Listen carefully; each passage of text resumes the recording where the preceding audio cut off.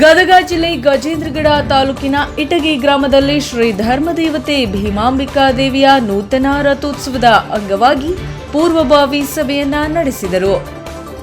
ದಿನಾಂಕ 22/10/2025 ಸಂಜೆ ನೂತನ ಮಹಾರಥೋತ್ಸವ ಇಟಗಿ ಗ್ರಾಮದಲ್ಲಿ ನೆರವೇರಿಸುವರು.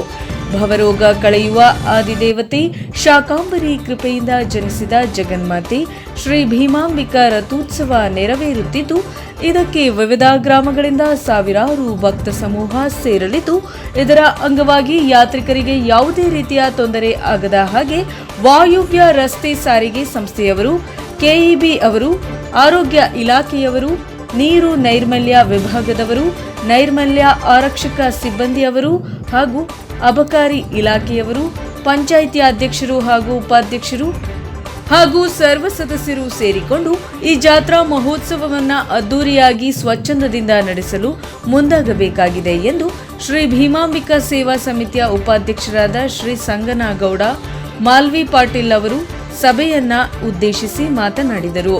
ತಾಲೂಕು ಪಂಚಾಯಿತಿ ಮಾಜಿ ಸದಸ್ಯರಾದ ಶ್ರೀ ಪ್ರಭು ಮೇಟಿ ಅವರು ಮಾತನಾಡಿ, ಆರೋಗ್ಯ ಮತ್ತು ನೈರ್ಮಲ್ಯ ಕುರಿತು ಹೆಚ್ಚು ನಿಗಾ ವಹಿಸುವುದು, ಆರಕ್ಷಕ ಸಿಬ್ಬಂದಿಯವರು ಯಾವುದೇ ರೀತಿಯ ಅಹಿತಕರ ಘಟನೆ ನಡೆಯದ ಹಾಗೆ ಮುನ್ನೆಚ್ಚರಿಕೆ ಕ್ರಮ ವಹಿಸುವುದು, ಬಂದಂತಹ ಭಕ್ತರಿಗೆ ಯಾವುದೇ ರೀತಿಯ ಸಮಸ್ಯೆ ಆಗದ ಹಾಗೆ ಎಲ್ಲ ಇಲಾಖೆಯವರು ತಮ್ಮ ಕೆಲಸದಲ್ಲಿ ಗಮನ ನೀಡಿ ಎಂದು ಪ್ರಭು ಮೇಟಿ ಅವರು ಹೇಳಿದರು.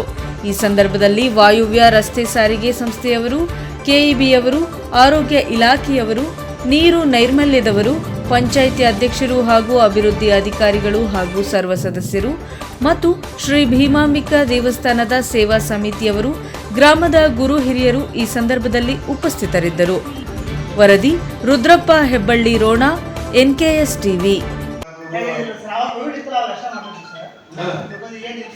ಈಗ ನಿಮ್ಮ ಡಿಪಾರ್ಟ್ಮೆಂಟ್ ನೀವು ಏನ್ ಮಾಡುವಂತದ್ದು ವ್ಯವಸ್ಥೆ ಐತಿ ಅದನ್ನ ಹೇಳಿ. ಈಗ ನಮ್ಮ ಕಡೆ ಬಿಪಿ ಶುಗರ್ ಆಗಿರ್ಬೋದು, ಈ ಸಣ್ಣ ಪುಟ್ಟ ಕಾಯಿಲೆಗಳಾಗಿ